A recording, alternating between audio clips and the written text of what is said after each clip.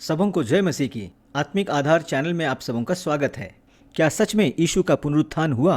पुनरुत्थान की ऐतिहासिकता मसीहियों के लिए महत्वपूर्ण है। हमारा अनंत भविष्य इसी प्रश्न पर टिका है। पहला कुरिन्थियों 15 अध्याय के 13-14 पद में पौलुस कहता है, यदि मरे हुओं का पुनरुत्थान है ही नहीं तो मसीह भी नहीं जी उठा, और यदि मसीह जी नहीं उठा तो हमारा प्रचार करना भी व्यर्थ है और तुम्हारा विश्वास भी व्यर्थ है। यदि यीशु का पुनरुत्थान नहीं हुआ है तो जो कुछ हुआ उसे समझने के लिए कुछ वैकल्पिक स्पष्टीकरण पेश किया जाना चाहिए। केवल इतना कहना ही काफ़ी नहीं है कि पुनरुत्थान नहीं हुआ। इसके लिए या तो यीशु के मृत शरीर को प्रमाण के रूप में पेश किया जाना चाहिए या एक ऐसा उचित सिद्धांत पेश किया जाना चाहिए जो सभी साक्ष्यों की तर्कसंगत रूप से व्याख्या करता है। पुनरुत्थान के विरुद्ध में जो थ्योरी पेश किए जाते हैं उनमें से कुछ प्रमुख थ्योरी इस प्रकार से हैं। पहला, यीशु वास्तव में क्रूस पर मरा ही नहीं, उसके मरने से पहले ही उसे नीचे उतार लिया गया था। इसके जवाब में यह कहा जा सकता है कि रोमी सिपाही अपने काम में पक्के थे।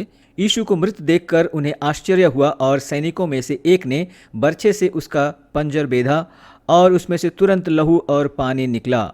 यूहन्ना 19 के 34 पद में यह मिलता है।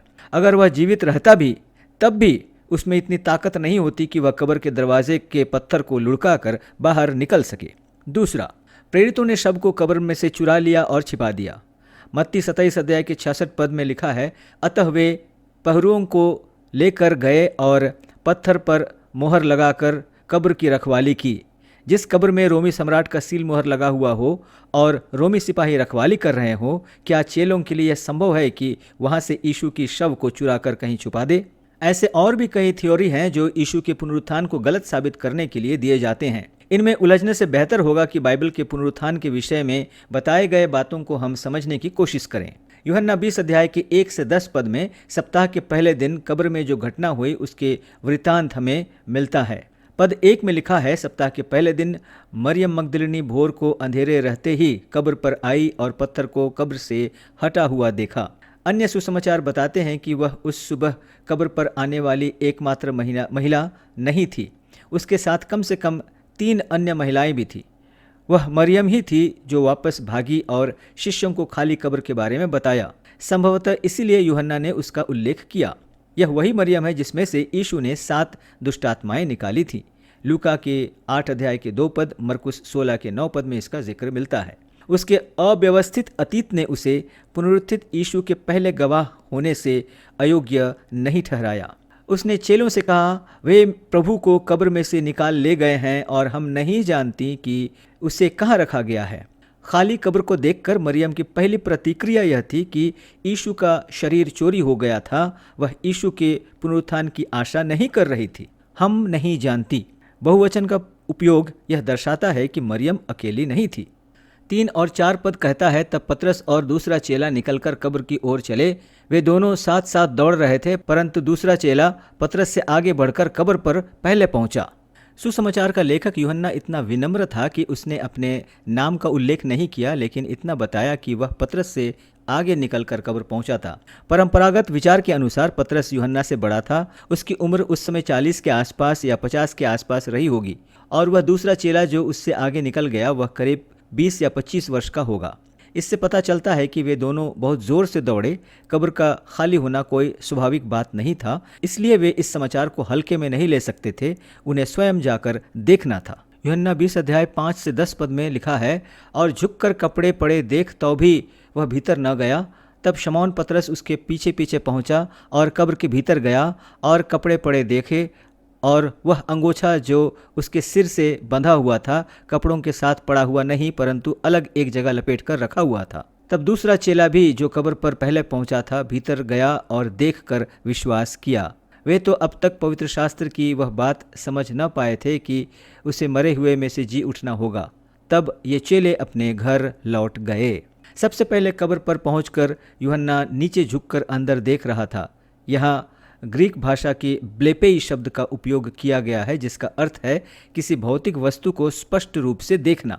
और उसने कब्र में यीशु को लपेटे गए कपड़ों को कब्र पर पड़ा हुआ देखा। यूहन्ना ने इसे स्पष्ट रूप से देखा और उसने जो देखा उसमें कोई गलती नहीं थी। फिर भी वह अंदर नहीं गया। किसी चीज़ ने यूहन्ना को कब्र के अंदर जाने से रोक दिया। कब्र के कपड़े अभी भी अंदर पड़े हुए देखकर यूहन्ना ने शायद अपने मन में यह निष्कर्ष निकाला होगा कि मृतदेह अभी भी वहीं था और इसलिए उसने प्रवेश करने से परहेज किया।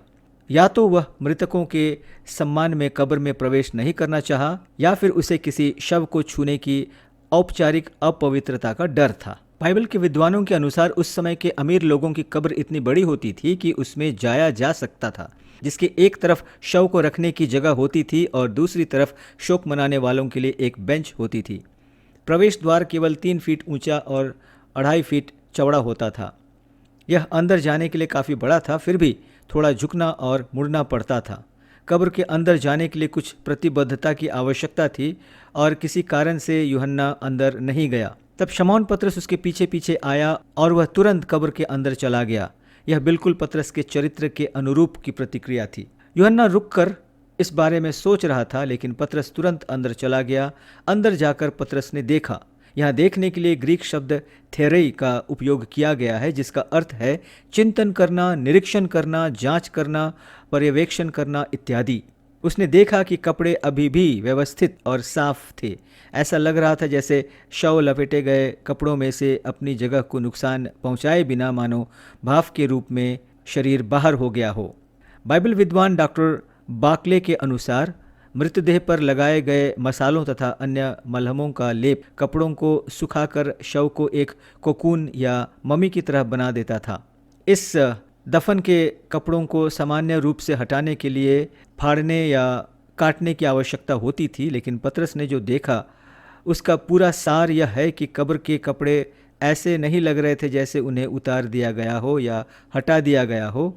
वे वहाँ अपनी नियमित तहों में ऐसे लेटे हुए थे मानो यीशु का शरीर उनमें से भाफ के रूप में निकल गया हो। पतरस के कब्र के अंदर जाने के बाद यूहन्ना भी अंदर गया। फिर उसने देखा। यहाँ देखने के लिए ग्रीक शब्द ईडेन का उपयोग किया गया है, जिसका अर्थ है समझना, किसी बात के महत्व को समझना। और फिर यूहन्ना ने विश्वास किया। दफन के कपड़ों की विशिष्ट व्यवस्था ने उसे आश्वस्त किया। कलीसिया के इतिहास के पहले विश्वासी या ईसाई मात्र एक खाली कब्र को देखकर पुनरुत्थान में विश्वास नहीं किए थे, बल्कि इसलिए विश्वास किए क्योंकि उन्होंने पुनरुत्थित यीशु को देखा और उससे मुलाकात की थी। यूहन्ना इनमें से बिल्कुल अलग था। उसने पुनरुत्थित यीशु से मिलने से पहले केवल खाली कब्र को देखकर विश्वास किया।